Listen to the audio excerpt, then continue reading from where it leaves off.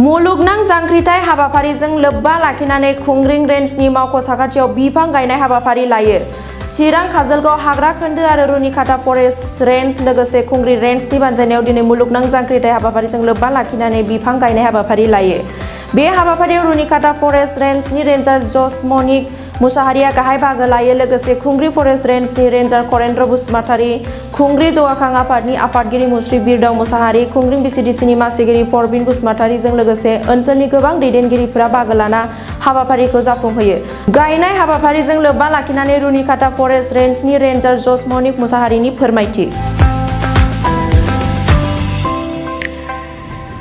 दिनैहाय मुलुगनां मोनसे जांख्रिथायनाय मोनसे हाबाफारि जोङो लानाय जादों आरो जिहेतु बेखौ जोङो बोसोरे फरेस्ट डिपार्टमेन्टनिफ्राय जों लाबाय थानाय जायो। बेनो जाहैबाय वर्ल्ड इनभाइरनमेन्ट डे हिसाबै जोङो बे दिनैनि बे सानाव 1 जुलाइनिफ्राय 7 जुलाइसिम जोङो बिफां लाइफां गायनायनि हाबाफारि लानाय जायो। दिनैहाय जोङो रुनिखाता आरो खुंग्रिं रेन्ज मोननैजों ज' जानानै जों नैबे खुंग्रिं रेन्जनि लांगोनायाव जों बिफां गायनायनि बे खुंग्रिं ओनसोलनि साफ्रोमबो रायजो राजाखौ लानानै जोङो मैखोमै मोनसे गिदिरथार हाबाफारि लानानै दिनैहाय गोबांथार बिफां जों गायफुंनानै दोननाय जाहैबाय।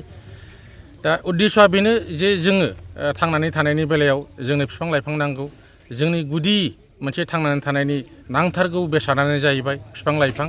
बेखायनो बे गोनांथिखौ मोनथिनानै गोदो गोदायनिफ्रायनो 1950निफ्रायनो जोंनि भारतनि गोबां साइन्टिस्ट बिथांमोनहा बे दिनैनि बे हाबाफारिखौ बै समनिफ्रायनो एस्टाब्लिश खालामनानै दिनैसिमबो जोङो 1950निफ्राय दिनैनि थारिखसिमबो जोङो बेखौ फालिनानै दं। आरो बे दिनैनि बे हाबाफारिनि गेजेरजों आं बेखौनो फोरमायहरनो सानदों जे जोङो बिफां अनफावरि जानांगोन, इनभाइरनमेन्टखौ जों अननो रोंनांगोन, बिफां लाइफां गायनांगोन। जिहेतु जोंनि थांनानै थानायनि गुदि गोनाङानो जाहैबाय बिफां लाइफां। गोजोन्थों।